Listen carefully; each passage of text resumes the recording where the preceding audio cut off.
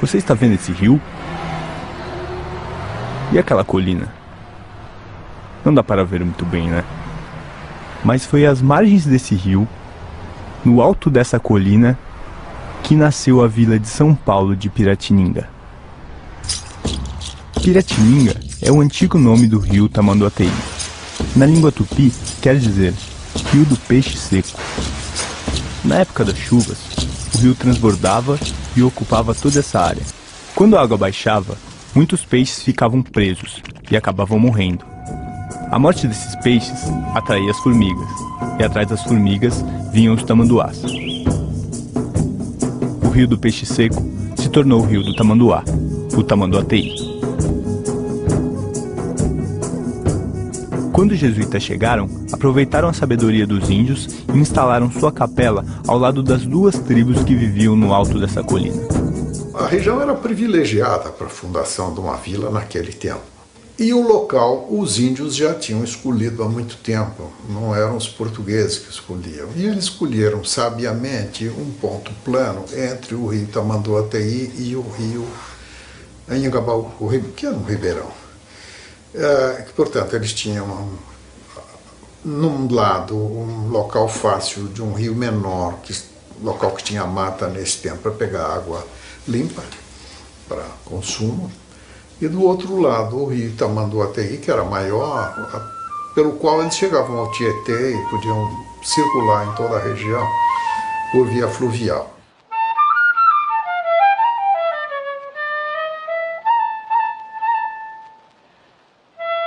Durante aproximadamente 300 anos, a vila de São Paulo só existiu por causa desses dois rios. Hoje, a maioria nem nota sua existência. A máquina fotográfica chegou a tempo de registrar as mudanças que essa paisagem iria sofrer.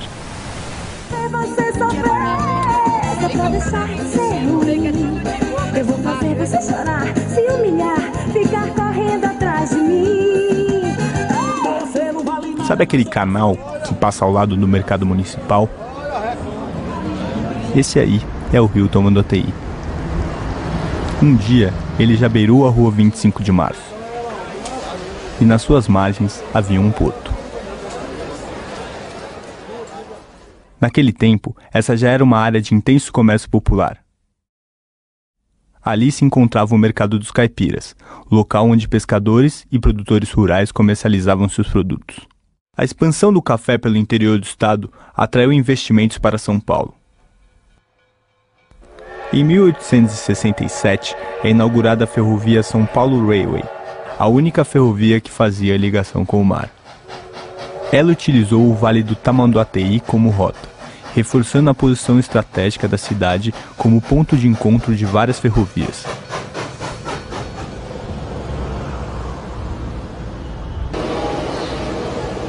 Esses trilhos marcaram a entrada do Brasil na modernidade. A velocidade da máquina transformou a vida na cidade e alterou de forma marcante sua relação com os rios. Os peixes, que antes eram tirados dos rios, agora vinham diretamente do mar, trazidos em vagões.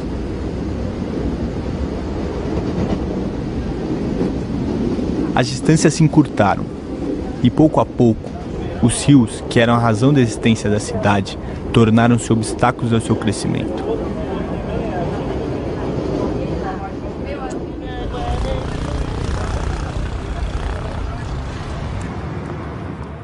A construção do viaduto do Chá, sobre o Vale do Anhangabaú, foi o primeiro marco de superação às barreiras que os rios impunham à expansão da cidade. Todo feito em metal, importado da Alemanha, ele ligou o Centro Velho aos novos loteamentos que surgiam a oeste da cidade. Esses bairros, destinados à elite cafeeira que vinha do interior para a capital usufruir das comodidades da vida moderna, contariam com uma infraestrutura que mudaria ainda mais a relação da cidade com seus rios: a água encanada. Para garantir o sucesso de seus empreendimentos, os loteadores fundaram em 1878 o primeiro sistema de abastecimento de água de São Paulo, a Companhia de Águas e Esgotos Cantareira.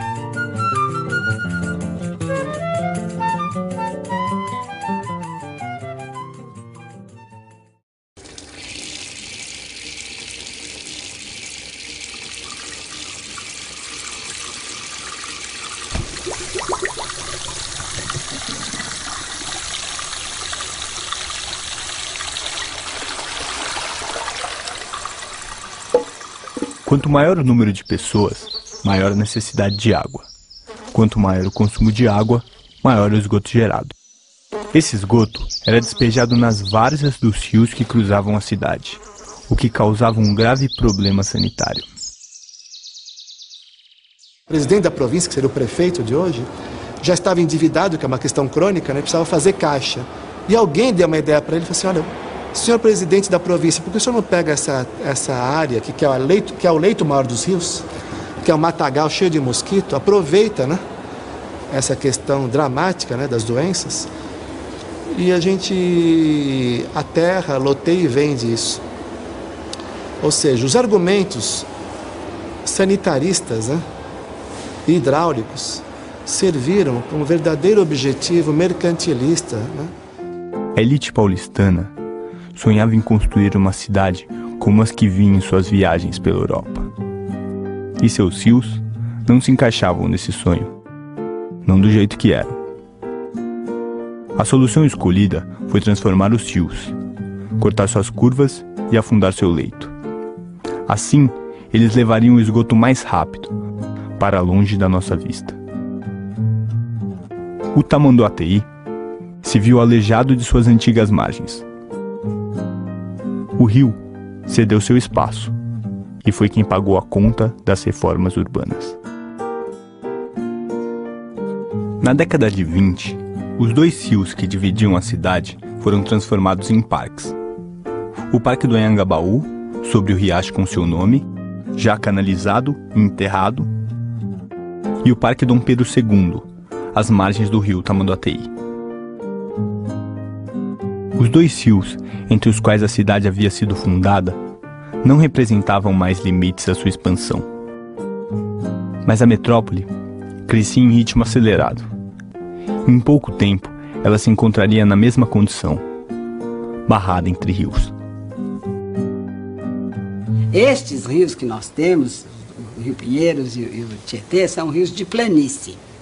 E rios de planície são lentos, serpenteiam na superfície por onde escorrem, formam meandros. Então esses dois rios aqui nossos eram cheinhos de meandros, bonito que você nem imagina, sabe? Serpenteando sobre a várzea. E que de uma cheia para outra eles até mudavam de lugar. E mudavam de lugar dentro de uma superfície que é a várzea de inundação periódica do rio. Essas áreas, ocupadas pelas águas apenas em uma fase do ano, despertavam enorme interesse imobiliário. As inundações castigavam a população mais pobre que se submetia a morar nas baixadas, o que criava um transtorno político, que alimentava as discussões sobre a canalização do rio Tietê.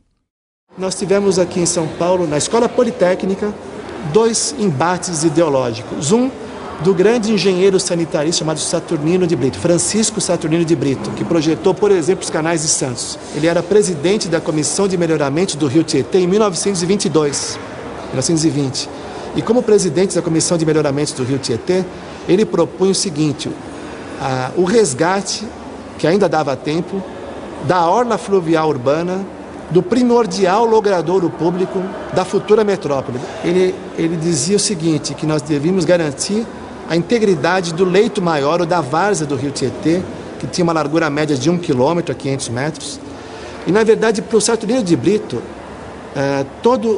toda a confluência de rio, aqui na metrópole de São Paulo, teria que ser formado um lago, como o Lago de Ibirapuera. Esse lago seria, na verdade, o coração, o núcleo aquático da formação de um cinturão de parque, né, com bosques e assim por diante. Então, essa era a visão sofisticadíssima do engenheiro Francisco Saturnino de Brito, que tinha como seu colega de trabalho, né, um antagônico, também chamado Francisco Prestes Maia. O Prestes Maia fez o livro dele, o famoso livro, que é o embate ao Parque do Saturnino de Brito. Ele fez uma proposta que era o plano de avenidas para a cidade de São Paulo. Francisco Prestes Maia, junto com Ulloa Sintra, eram técnicos que falavam o que os empreendedores queriam ouvir, que era realmente justificar o tal desenvolvimento da cidade de São Paulo através de um plano de avenidas radial concêntrico. Moscou tem um sistema radial concêntrico, Lyon tem um sistema radial concêntrico, Viena também tem a famosa Ringstrasse, Paris também tem. Só que o Prestes Maia, de modo maroto, sonegou a informação que antes de fazer o sistema radial concêntrico de avenidas, Viena já tinha o anel ferroviário. E antes do anel ferroviário, que é a mãe da ferrovia, a hidrovia, Viena já tinha o anel hidroviário do Novo Danúbio. Paris também tinha o anel hidroviário formado pelo Sena, Saint-Denis e Saint-Martin. Moscou também tinha o anel hidroviário, para depois fazer o anel ferroviário. Ele sonegou, como se estivesse queimando etapa. Eu vou queimar a etapa, eu não vou passar pela hidrovia nem para a ferrovia. Vou fazer uma única modalidade para o cara não ter alternativa, para realmente vender os carros. Senão eu vou dividir, né? Não vou vender carro, vou vender trem, vou vender barco, né?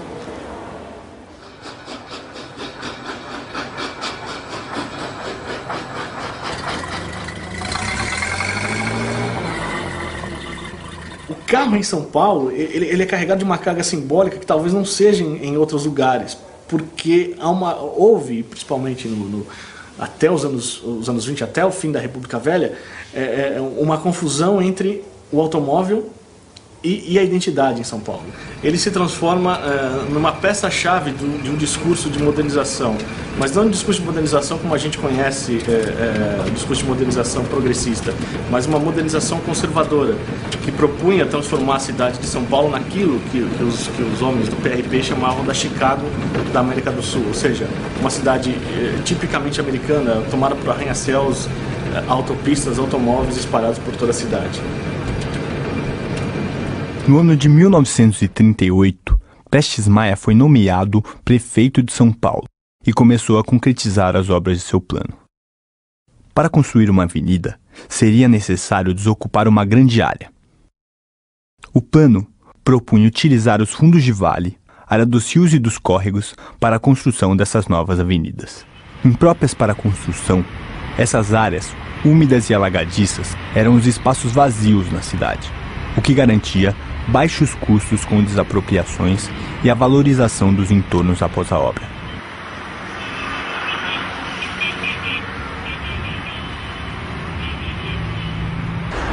As principais avenidas de São Paulo, como as marginais Pinheiros e Tietê, a Avenida do Estado, a 9 de Julho e a 23 de Maio, estavam propostas no plano de avenidas, plano que estruturou o modo de expansão da cidade. Prestes Maia ficou no poder até 1945. Neste período, ele finalizou a retificação do Tietê, construiu a Avenida 9 de Julho e realizou uma série de outras obras viárias com o intuito de abrir espaço para esse que prometia modernizar o país, o automóvel.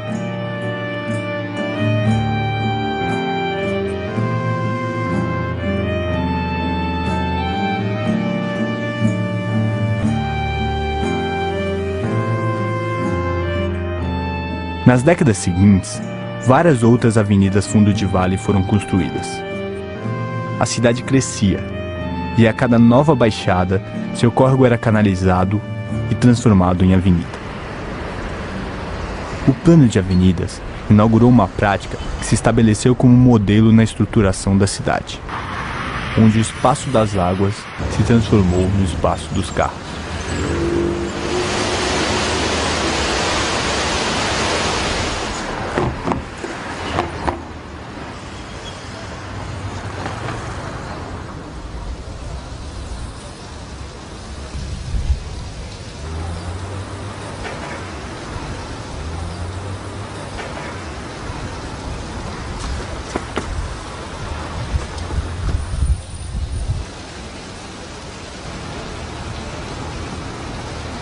O homem moldou o rio a seu modo. Colocou-o dentro de um cano e escondeu-o debaixo da terra, para não se ver na sujeira.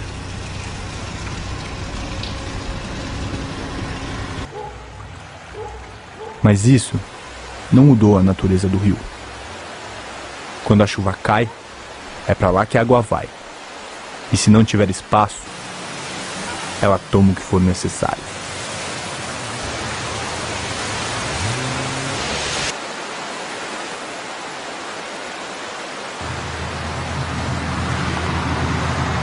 A urbanização de São Paulo foi uma coisa tão violenta que ocupou o lugar do rio. Então, enchente é coisa que nós inventamos, entende? Ela é produto da urbanização. O Tamanduateí, você vê, é um rio que nós chegamos nós utilizamos ali a seção hidráulica a mais confinada e a possível de se manter vazão, né? Quer dizer, é uma seção de concreto e uma parede vertical, né? Quer dizer, não tem mais como aumentar o rio ali. Nos anos 70, quando foi feito esse canal, a seção ali do Parque Dom Pedro II era considerada assim, olha, aqui para inundar, nós vamos precisar de uma vazão que ocorre, em média, uma vez a cada 500 anos. Hoje, essa vazão que era de 500 anos, certamente deve ter caído para 5. Já houve aí, recentemente, extravasamentos novamente no Parque Dom Pedro II.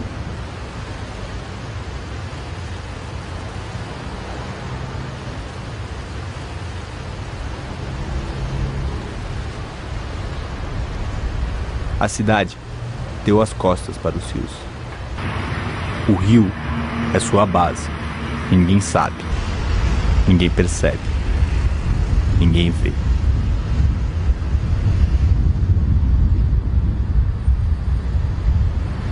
A espinha dorsal dessa arquitetura da cidade são os rios urbanos. Quer dizer, se a gente realmente quer resolver o problema do rio, nós temos que resolver o problema do deslocamento. É impossível fazer com que a cidade esteja de frente para o rio se nós não resolvemos o problema de deslocamento de 20 milhões de pessoas na cidade.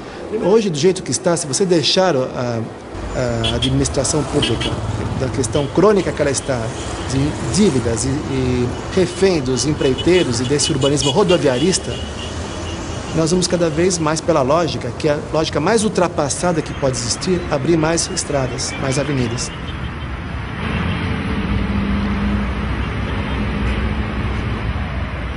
Seu acesso é perigoso. Seu contato proibido.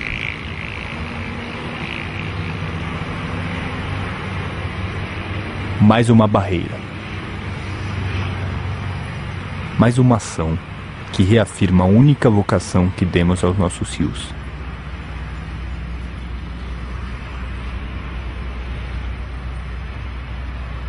Canal de escoamento de água e esgoto. Mas o carro pede espaço. E São Paulo não pode parar.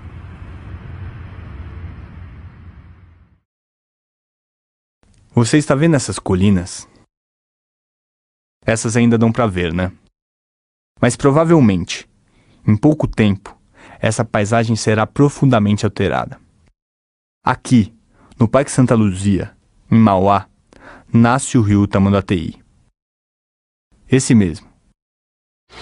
E é também por onde passará o trecho leste do Rodoanel.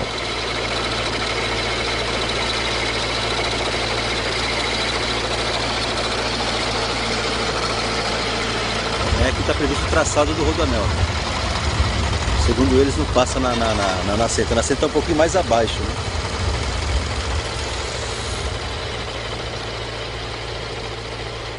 E esse rio foi um rio que já doou para a parte econômica aqui da cidade. A margem já doou as matas, doou água. Hoje ele é um rio que está morto, né? Um rio que no consciente coletivo ele nem existe na realidade. As pessoas a poucos metros daqui não sabem que a nascente está aqui, em Mauá.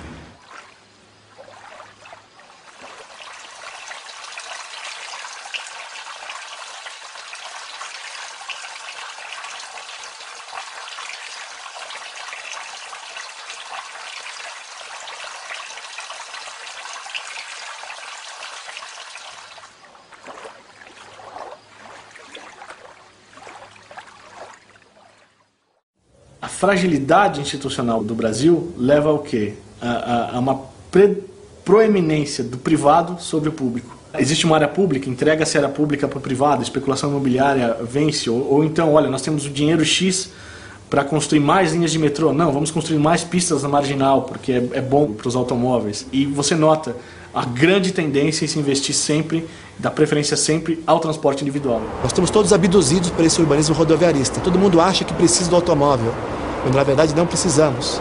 Então, dentro dessa visão de reversão disso, no lugar de fluxo, falar de percurso, no lugar de esterilizar as ruas com esse urbanismo rodoviarista, transformar os passeios públicos numa rua viva, no urbanismo da confiança e não do medo, porque hoje as pessoas estão trancadas nos carros, não é isso? São resignadas a esse pau de arara chamado de ônibus.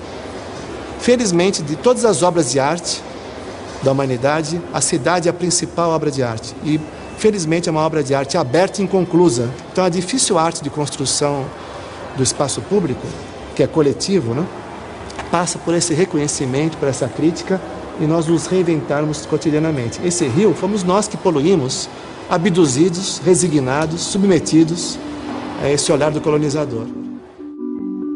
Cabe a nós conceber o espaço em que queremos viver. O que vamos valorizar?